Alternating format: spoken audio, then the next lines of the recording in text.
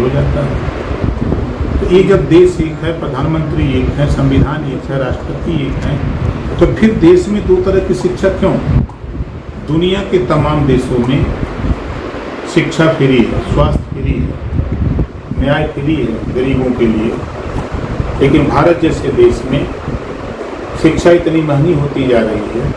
इस नाते भारतीय समाज पार्टी का मानना है कि देश में एक समान, अनिवार्य और फ्री शिक्षा देश में लागू हो।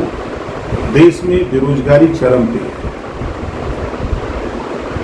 बेरोजगारी कैसे कम हो इस पे चर्चा करने के लिए किसी दल के किसी बड़े नेता सदन से लेकर सड़क तक चिंता नहीं है। कोई हिंदू मुसलमान के चक्कर में, कोई भारत पाकिस्तान के चक्कर में, कोई मंदिर मस्जिद के चक्कर में, कोई अगड़ा पिछड़ा के चक्कर में, लेकिन मूल बिंदु से, मूल समस्या से ध्यान भटकाने की कवायद जो हो रही है। आज जरूरत है देश में रोजगार परक शिक्षा की।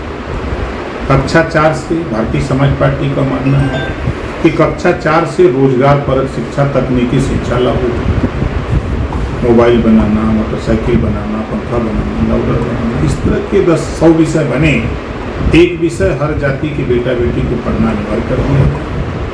हम लोगों का मानना है कि 4 साल, 6 साल, 8 साल के बाद जब वो बच्चा स्कूल छोड़ेगा तो उसके हाथ में हुनर होगा, और नहीं कहीं नौकरी मिली, रोजगार नहीं मिला तो अपना खुद का रोजगार वो कर सकता है। इसी दाई आपने कहा कि मतलब जो प्राइवेट वाले बच्चे होते हैं ज़्यादा नहीं करते हैं, सरकारी वाले कम करते हैं, लेकिन जो शिक्षक होते हैं, जो टैलेंटेड होते हैं, सरकारी विद्यालय पढ़ाते हैं और उसके अपेक्षा कम जो टैलेंट पढ़ाते तो प्राइवेट में जाते हैं।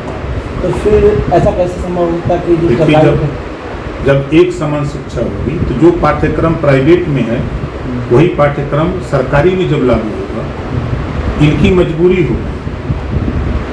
और इस बात को मैं ही नहीं, अभी हाई कोर्ट ने 4 सितंबर 2013 को भी यही आदेश दिया था।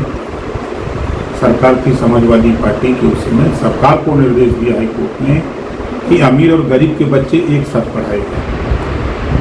हम लोगों के समय में एक कॉन्वेंट स्कूल नहीं थे।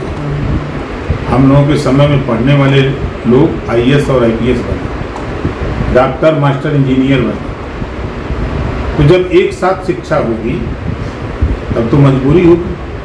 मैं भी एक विद्यालय 4 दिन पहले एक विद्यालय के वर्षोत्सव में गया था। मैं तो उस विद्यालय के प्रबंधक को बधाई देता हूँ कि वो अपने बच्चे को अपने स्कूल में पढ़ा रहे हैं। उसमें जितने अध्यापक हैं सब अपने बच्चे को उसी स्कूल में पढ़ा रहे हैं, और आज उस विद्यालय में 1800 बच्चे। दूसरा सरकारी विद्यालय में जो अध्यापक अधिकतर बच्चे कहाँ नहीं पढ़ते हैं, या जो विधायक, सांसद जो भी है उनके क्या बच्चे पढ़ते हैं? कानून क्यों नहीं बनता है? कानून सरकार क्यों नहीं बनाती? हाई कोर्ट कह रहा है, सुप्रीम कोर्ट कह रहा है, तो फिर ये नेता लोग कानून क्यों नहीं बनाते? अगर कानून बन जाए